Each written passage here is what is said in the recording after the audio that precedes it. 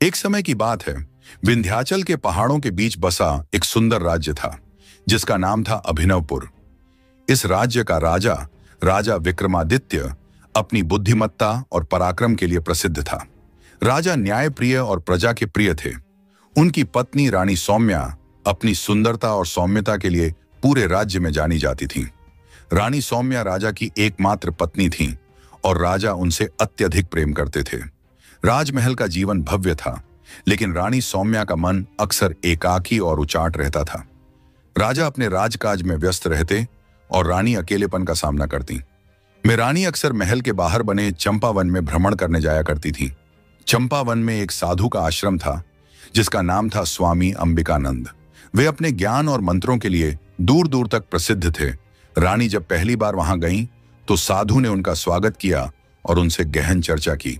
साधु की वाणी में ऐसा आकर्षण था कि रानी मंत्रमुग्ध हो गई। रानी सौम्या ने बहाने बनाकर साधु के आश्रम जाना शुरू कर दिया। साधु ने उन्हें ध्यान, योग और शास्त्रों का ज्ञान देना शुरू किया, परंतु यह रिश्ता धीरे धीरे शारीरिक आकर्षण में बदलने लगा।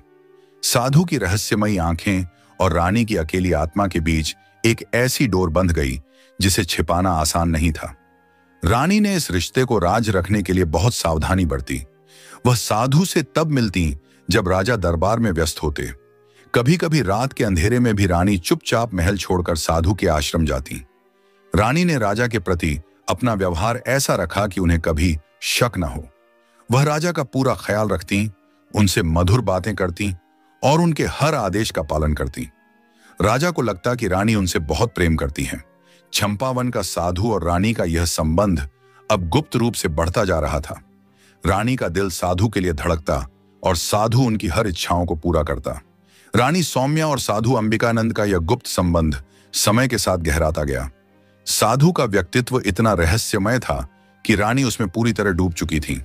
चंपावन का वह आश्रम अब रानी के लिए एक ऐसा स्थान बन गया था जहां वह अपनी सभी चिंताओं और महल के नियमों को भूल जाती थी। रानी ने महल के सेवकों को भी अपनी चालाकी से वश में कर लिया था। जब भी वह आश्रम जाने का मन बनाती, वह महल के भीतर किसी उत्सव या पूजा का आयोजन करने की योजना बना देती।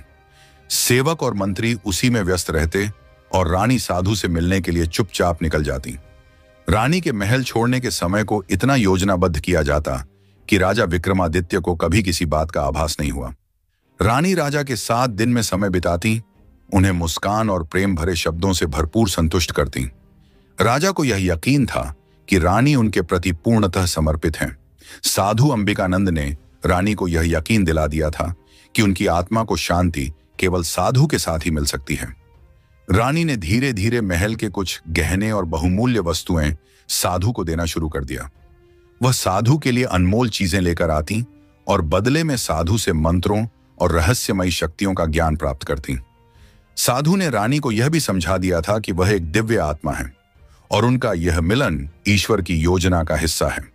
रानी ने अब पूरी तरह से साधु पर विश्वास करना शुरू कर दिया था। महल के कुछ पुराने सेवकों ने रानी के व्यवहार में बदलाव महसूस किया। उनकी गैर मौजूदगी के दौरान महल में गुपचुप बातें होने लगीं, लेकिन रानी इतनी चतुर थीं कि उन्होंने हर अफवाह को दबा दिया। उन्होंने उन सेवकों को इनाम और अधिकार देकर अपनी ओर कर लिया। साधु अंबिकानंद को अब रानी के माध्यम से महल की कई गुप्त जानकारियां मिलने लगीं। रानी की सहायता से उन्होंने राजा के दरबार में कुछ अपने लोगों को भी नियुक्त करवा दिया। राजा को इसकी भनक तक नहीं थी। चंपावन के साधु अंबिकानंद अब रानी सौम्या पर पूरी तरह हावी हो चुके थे। रानी उनकी हर बात मानने लगी थी। साधु ने रानी से कहा, राज्य का असली नियंत्रण तुम्हारे हाथों में होना चाहिए। राजा केवल एक दिखावा है। रानी, जो अब साधु के प्रति अपने मन और शरीर से पूर्णतः समर्पित हो चुकी थीं, इस विचार से सहमत होने लगी। साधु ने धीरे धीरे रानी को समझाया कि यदि वह चाहें तो राजा को पीछे छोड़कर स्वयं राज्य की महारानी बन सकती हैं। यह विचार रानी के मन में एक चिंगारी की तरह जल उठा। अब रानी के अंदर महत्वाकांक्षा और मोह का संगम हो चुका था। एक दिन साधु ने रानी से कहा, अब समय आ गया है कि मैं महल के भीतर प्रवेश करूं। तुम्हें मेरी शक्ति का अनुभव हर समय होना चाहिए। रानी ने चुपके से साधु को महल के भीतर एक गुप्त स्थान में रहने की अनुमति दे दी। रानी ने महल के पुराने कक्षों में से एक को सजवाया और उसे साधु के रहने योग्य बना दिया। साधु अब महल में छिपकर रहने लगे, लेकिन इस बात का पता केवल रानी और उनकी सबसे विश्वास पात्र दासी को था। साधु ने राजा के दैनिक कार्यों और महल के नियम कानूनों पर गहराई से नजर रखनी शुरू कर दी। साधु ने रानी के माध्यम से राजा विक्रमादित्य पर भी अपनी शक्ति का प्रयोग करना शुरू कर दिया। वह रानी को कुछ खास जड़ी बूटियां देता, जिन्हें रानी राजा के भोजन में मिलाकर उन्हें कमजोर करने लगी। राजा को अब अक्सर थकान और बीमारी महसूस होने लगी, लेकिन रानी अपने प्यार भरे व्यवहार से राजा को यह यकीन दिलाती रही कि यह सब राजकाज के अत्यधिक दबाव का नतीजा है। साधु और रानी के बीच अब हर दिन मुलाकात होने लगी। रात के अंधेरे में जब महल सो रहा होता, रानी गुपचुप साधु के कक्ष में जाती। वहां वे साथ बैठते, कुछ गुप्त योजनाएं बनाते और उनके संबंध और गहराते जाते। साधु ने रानी को वचन दिया कि वह उन्हें ऐसी शक्तियां देगा जिससे वह पूरे राज्य की सबसे शक्तिशाली महिला बन जाएंगी। रानी इस मोहक वादे में पूरी तरह फंस चुकी थी। महल के कुछ वफादार मंत्री और सैनिक अब राजा की बिगड़ती स्थिति और रानी के अजीब व्यवहार को लेकर चिंतित होने लगे थे। उन्होंने राजा को सतर्क करने की कोशिश की, लेकिन रानी ने अपनी चतुराई से इन सभी प्रयासों को विफल कर दिया। एक दिन रानी ने दरबार में एक प्रस्ताव रखा कि राजा को अपने स्वास्थ्य के कारण कुछ समय के लिए राज्य के कार्यों से दूर रहना चाहिए। रानी स्वयं राजकाज संभालने का सुझाव देती और राजा, जो अब पूरी तरह से कमजोर हो चुके थे, इस बात से सहमत हो गए।